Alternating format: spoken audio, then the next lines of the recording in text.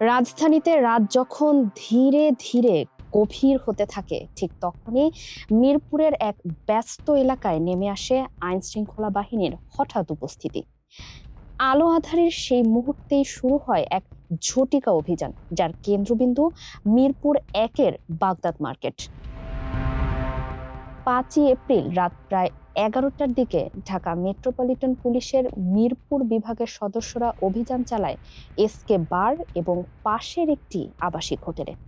এসব স্থানে অসামাজিক ও নীতি বহির্ভূত কর্মকাণ্ড চলার অভিযোগ তুলেছিল স্থানীয়রা। সেই অভিযোগের ভিত্তিতেই নেওয়া হয় এই পদক্ষেপ। অভিযান চলাকালে ঘটনাস্থল থেকে শতাধিক তরুণ তরুণীকে আটক করা হয়। পরে তাদের কয়েক দফায় পুলিশ ভ্যানে করে মিরপুর মডেল থানায় নিয়ে যাওয়া হয়।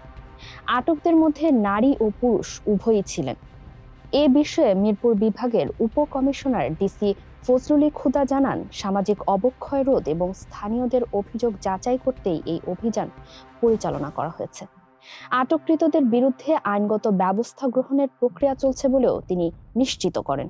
তবে অভিযানের মাঝেই তৈরি হয় আরেক বিতর্ক। সংবাদ সংগ্রহ করতে গিয়ে গণমাধ্যম কর্মীরা প্রবেশে বাধার মুখে পড়েন বলে অভিযোগ ওঠে।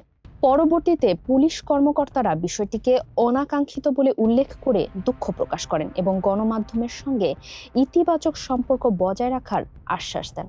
সবশেষে জানা যায়, আটককৃতদের পরবর্তী আইনি প্রক্রিয়ার জন্য শাহালী থানায় হস্তান্তর করা হয়েছে।